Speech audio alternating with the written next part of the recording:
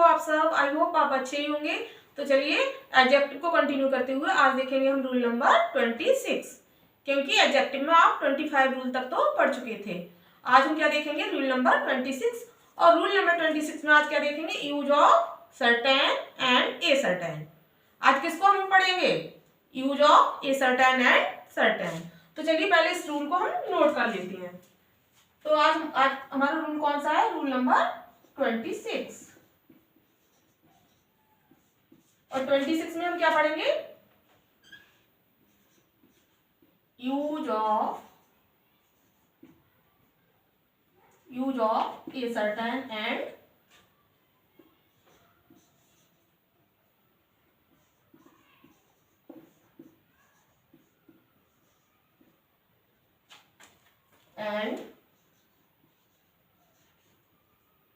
Certain.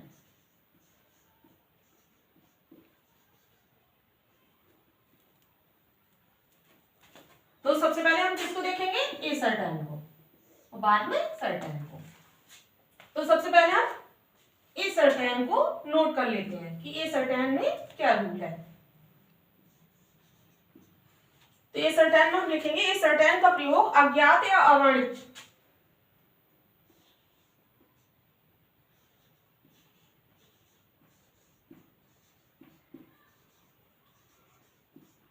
का प्रयोग अज्ञात या अवर्णित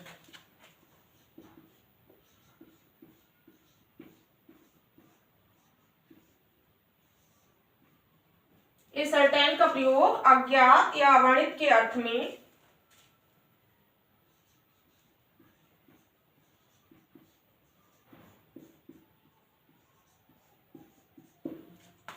सिंगुलर काउंटेबल नाउन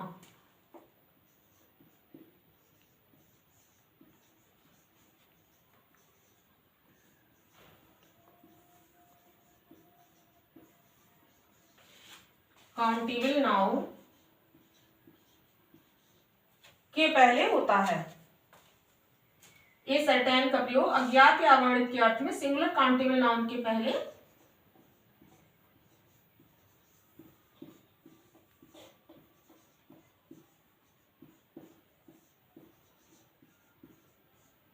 जैसे एग्जाम्पल से अब देखेंगे। तो एक बार हम रिपीट कर देते हैं इसको।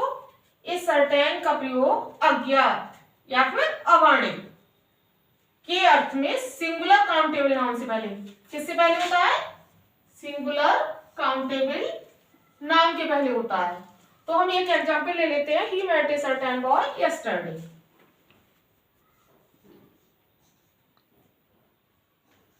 He met a certain boy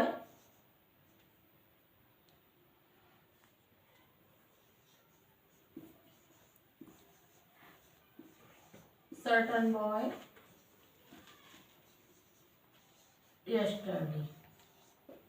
ठीक, he met a certain boy yesterday। इसका अर्थ क्या हुआ? वह एक अज्ञात लड़के से मिला। yesterday मीन्स कल। तो वह एक अज्ञात लड़के से कल मिला, या वह कल एक अज्ञात लड़के से मिला। सही अर्थ क्या हो जाएगा इसका?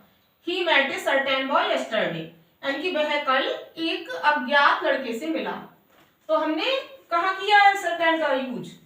सिंगुलर काउंटेबल नाउन से पहले। इसमें बॉय क्या है? बॉय क्या है इसमें? बॉय क्या है? Singular countable noun.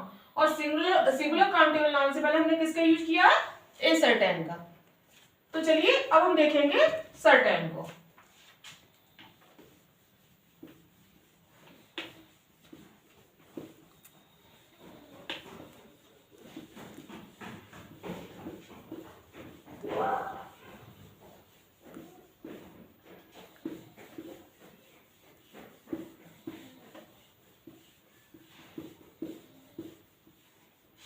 A certain में क्या था कि ए सर्टेन का यूज अज्ञात या अवर्णित के अर्थ में कहाँ होता है? सिंगुलर काउंटेबल नाउन के पहले। अब हम सर्टेन को नोट कर लेते हैं। सर्टेन का यूज कहाँ होता है? प्लूरल काउंटेबल नाउन से पहले। अर्थ उसका भी क्या है? अज्ञात या अवर्णित के स्थान, अज्ञात या अवर्णित के अर्थ में। तो दूसरे नंबर पे हम क्या करेंगे? सर्टेन को।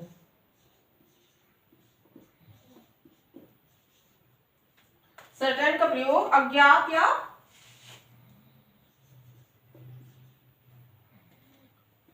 का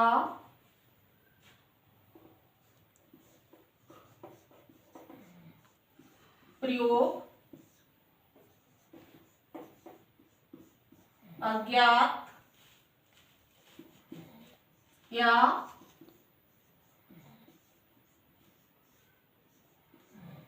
अवर्णित के अर्थ में, अज्ञात या अवर्णित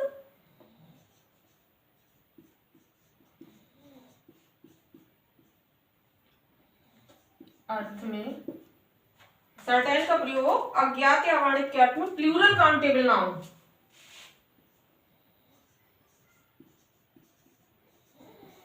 plural countable, plural countable noun के पहले होता है, जैसे नाउन के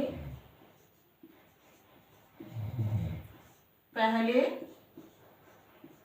होता है, जैसे एग्जाम्पल से देखेंगे। सर्टेन का प्रयोग अज्ञात या अवर्णित के अर्थ में प्लूरल काउंटेबल नाउन के पहले होता है। इस सर्टेन का प्रयोग कहाँ होता है? ये अर्थ ए सर्टेन चाहे सर्टेन, अर्थ उसका क्या होता है? अज्ञात या अवर्णित के अर्थ में। और लेकिन जो ए सर्टेन था उसका यूज हम कहाँ कर रहे थे? सिंगुलर काउंटेबल नाउन से पहले। और सर्टेन का यूज कहाँ कर रहे थे? प्लूरल काउंटेबल नाउन से पहले। Again I repeat that, certain का प्रयोग अज्ञात या अवर्णित के अर्थ में प्लूरल काउंटेबल नाउन से पहले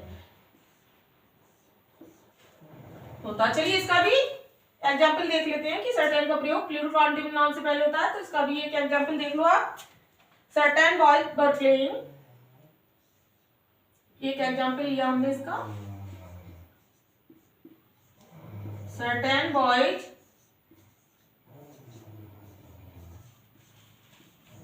were playing, certain boys were playing in the playground, in the playground.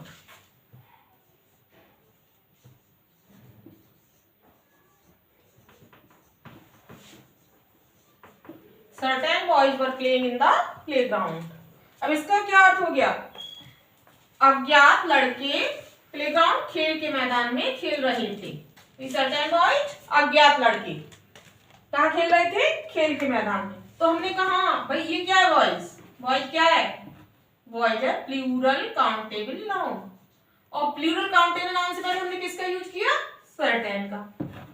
और अभी सिंगुलर काउंटेबल नाउन से पहले हमने किसका यूज किया था? ये सर्टेन का।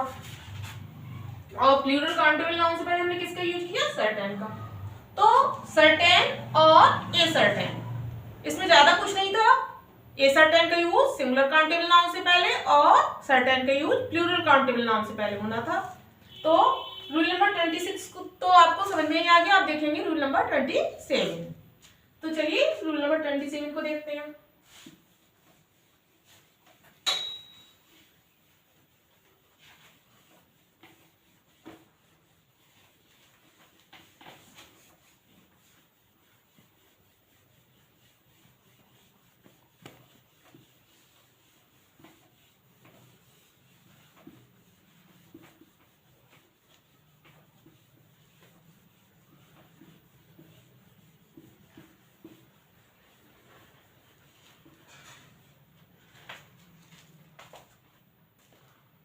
तो आज रूल नंबर 27 में हम क्या देखेंगे? Use of numeral adjective. Numeral adjective का यूज देखेंगे आज। किसका यूज देखेंगे? न्यूमरल एडजेक्टिव का। तो रूल नंबर 27 भी नोट कर लेते हैं।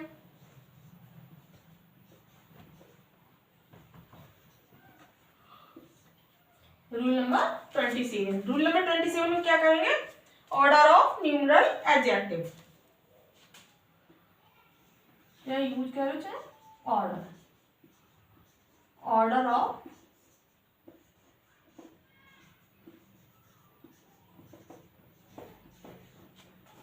Of numeral adjectives, order of numeral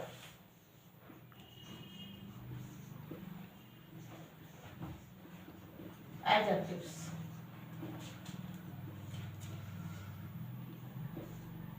चलिए, तो न्यूमरल एडजेक्टिव्स क्या होते हैं इनके बारे में हम आपको बताएंगे कि न्यूमरल एडजेक्टिव्स क्या होते हैं। पहले इसको नोट कर लो कि ये रूल है क्या।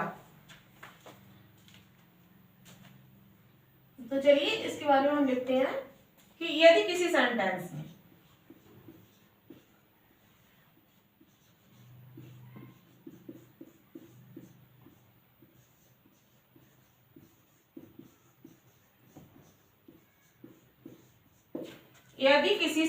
में ऑर्डिनल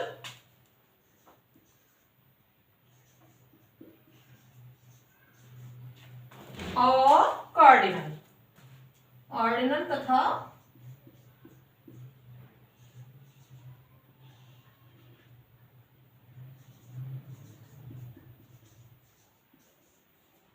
यदि किसी सेंटेंस में ऑर्डिनल तथा कार्डिनल एडजेक्टिव का प्रयोग, एक तो हो गया ऑर्डिनल और एक क्या हो गया कार्डिनल, ऑर्डिनल तथा कार्डिनल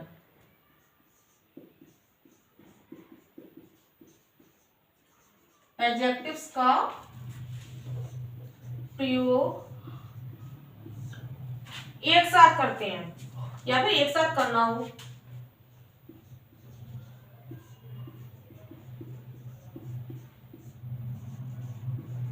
एक साथ करना हो तो हम किसका क्रम फॉलो करेंगे, ओसी का। तो ओसी किसका सीक्वेंस फॉलो होगा, ओसी का, ओसी के सीक्वेंस को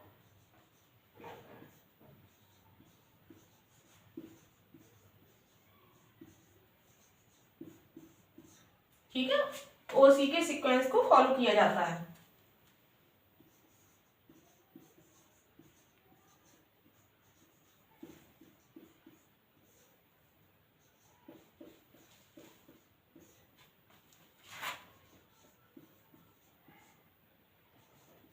चलिए इसको भी एग्जांपल से देखेंगे। पहले ये जो लिखा है, यदि किसी सेंटेंस में ऑर्डिनल तथा कार्डिनल एडजेक्टिव्स, कैसा, ऑर्डिनल तथा कार्डिनल एडजेक्टिव्स का प्रयोग एक साथ करना हो, मतलब ऑर्डिनल का भी कर रहे हो आप और कार्डिनल एडजेक्टिव्स का प्रयोग एक साथ करना हो तो क्या करोगे, ओ सी के सीक्वेंस को फॉलो किया जाता है। अब ओ सी से मतलब क्या है, ओ स्टैंड्स फॉर ऑर्डिनल और सी स्टैंड्स फॉर कार्डिनल। ये आप लिख भी सकते हो, आपको समझ में नहीं आया कि जो इसमें हमने लिखा है वो क्या है, लिख सकते हो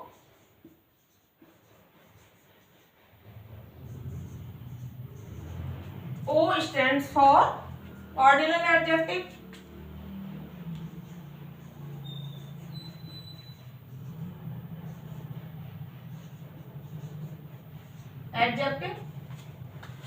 और C stands for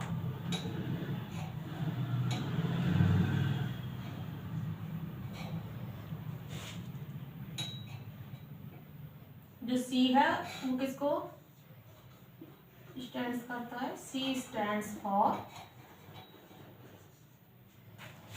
cardinal adjective, cardinal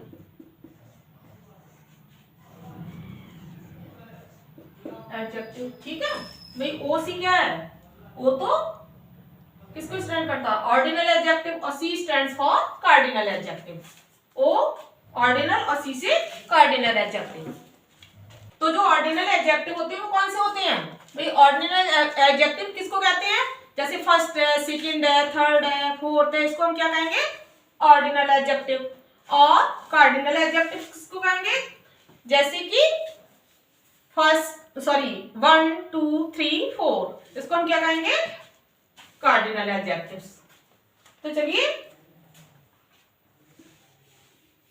आपको एग्जाम्पल से समझा देते हैं, एग्जाम्पल से आपको अच्छे से समझ में आ जाएगा।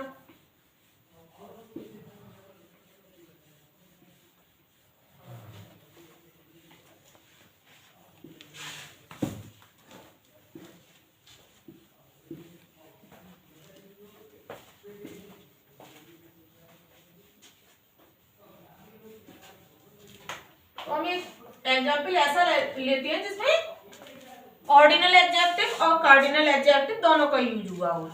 तो हमने एक सेंटेंस लिया, the first 4 chapters of this book. चलिए खाली इतना ही लिखते हैं जिससे कि आपको ज्यादा लंबा नहीं लिखेंगे, बस इतना ही लिखना है। The first 4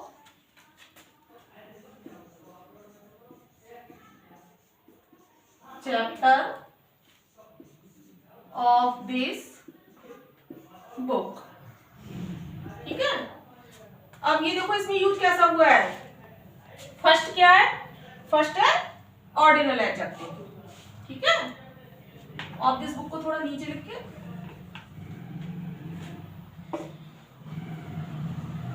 of this book को हमने यहां लिख दिया। अब इसमें आपको अच्छे से दिखाई दे जाएगा कि फर्स्ट क्या है? ऑर्डिनल। फर्स्ट क्या है? Ordinal adjective. ठीक है, और 4 क्या है? कार्डिनल। कार्डिनल एडजेक्टिव, शॉर्ट में इसको लिख दे रहे हैं। ठीक है, the first 4 chapter of this book. The first 4 chapter of this book. तो क्या हमने अभी अभी रूल में बताया था कि जब भी ऑर्डिनल एडजेक्टिव और कार्डिनल एडजेक्टिव दोनों का यूज हो तो हम पहले किसका यूज करेंगे? ऑर्डिनल एडजेक्टिव का, उसके बाद कार्डिनल एडजेक्टिव का।